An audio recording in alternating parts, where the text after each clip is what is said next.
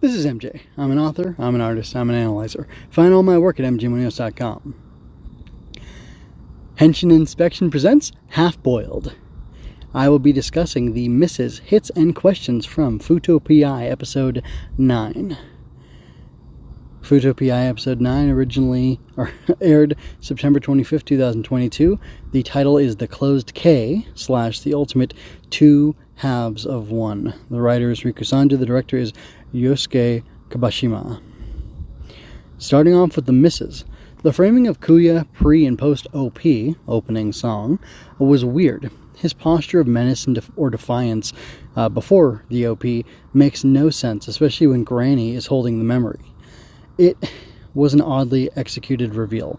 The reason I'm complaining about that is because it clearly depicts her as being confident. I get the end of the last episode did a really good job of this. It showed Shotaro and Philip going into the room, a bright light shining and saying, "It was you," and the light was so bright that it obscured the three characters, the butler, the heir, I guess, not the heiress, the heir, and Granny. And it was a good tease. It's one of those three, probably the old lady, which is what I guessed last time. But you got to see who it was. But the way they framed it, he is standing next to her, and he's in a kind of menacing defensive stance, like I said. And then the next thing you know, he realizes that his grandma is the villain, and he's backing away from her in fear, taking off his mask. I feel like they even changed the lines on his face to make him look a little softer, more scared, more vulnerable, more like somebody who's a victim than somebody who could be a perpetrator. Maybe they did that. It could be a little bit of a cheat artistically, but I'm not sure.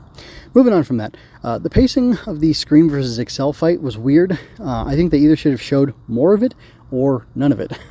I would have been satisfied with them just having Shotaro and Philip meet up with Accel, or with Teruri, after he barely survived the encounter, and he was like, "Oh, that was tough." And then we got to see more of that expanded upon later, or just not, shown at all, because it negatively affected the pacing, in my opinion. Moving on to the hits, though, Kiku, the old lady, showing the power of a high dope before transformation was exciting. The high dope concept is really intriguing to me. Just a personal thing, I like the idea of mutant or superpowers being kind of like muscles. The more you use them, the more well-developed they are, the more things you can do, and maybe even the more crazy or unexpected things you can do. And I also like the idea of if a hero character or even a villain doesn't use the powers that they have, that over time they will atrophy and they would have to develop them again. That just seems like a really interesting take as far as a narrative perspective is concerned, and you might be able to wring extra story out of that, and that's pretty much what I'm into, all the interesting story stuff. So that would definitely do it for me. But and I should say, it makes me have a lot of good story thoughts about this old lady and all the bad things that she did for the sake of her family. Okay, moving on. Next thing, seeing Extreme was a lot of fun. I love the prism theme of Extreme. The only thing I don't like is that they call the shield and sword thing the Prisbeak or Prisbeaker, when it should definitely be like Prisbreaker or just something else entirely. I really do not like the name that they gave it, but that form sure looks great, and I just love the concept of it. Next, I appreciate Shotaro and Philip minimizing their elder abuse. I wanted to make a meme or a joke that's like, two young able-bodied men beat up elderly woman, and that was going to be funny to me. Question though, why not just kill the writers? And by why not just kill the writers, I mean, why don't the villains who are trying to breed this high dope society or whatever just kill the writers? You've got them right there. I'll go get my gun and we'll shoot them together. That's the Scott Evil doctrine. But they're not going to do that for some reason that doesn't really make sense to me. And it bothers me a bit. I don't like it, and like I said, it doesn't make any sense to me, so I'm confused as to why they're doing that and what they're doing with it. I hope it's not more museum needs to do experiments on people in order to power up the Gaia memories or whatever, like it wasn't in Double. The conceit worked there, and you don't have to have seen all of Double to watch this, so it shouldn't bother you, but I've seen it, so it'll bother me. And then last thing, it's a little bit more of a nitpick, but shouldn't Kiku have lost her powers after she had the memory broken? I guess the idea is that the memory was so ingrained in her, something that she was able to retain the power of it even after it was broken, but that just didn't really make sense. And well, yeah, it didn't really make sense. So I'm going to give this episode a 9. I'm sorry, episode 9, I'm giving a 7 out of 10, not 9 out of 10, that'd be a lie. The conclusion of this side story is solid.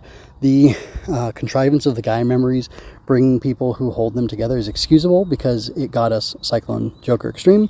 The revelation of Newsium to the writers, the raising of the stakes because it looks like our heroes are severely overmatched, and another scrap of a clue linking Tokime to Bondo and his experiments. I could do with a truncated debrief where they break down and say, this is how I figured out all these things for the mystery, but the logic of it all matters less to me, or perhaps because the logic of it all matters less to me than the story. I would have liked more story, but this was mostly setting up for what is coming next, and I'm kind of interested. Well, I'm not kind of interested. I'm definitely intrigued by what is coming next. So, anyway, I am going to go ahead and get out of here.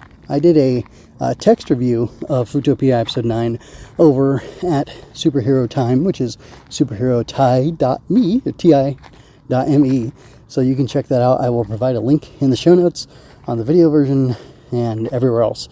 So please check that out, and I will keep you up to date on the progress of my tokusatsu-inspired children's picture book and all the other stuff I'm working on. So anyway, until next time, folks, this is MJ. I leave you with peace and blessings, and I'm going to go ahead and encourage you to also check out mjmunoz.com so you can find my Dawn Bros 30 and my Geets episode 4 review and analysis as well. I hope you enjoyed that. If you did, you can find more at mjmunoz.com, as well as my entire library of analysis, art, and fiction.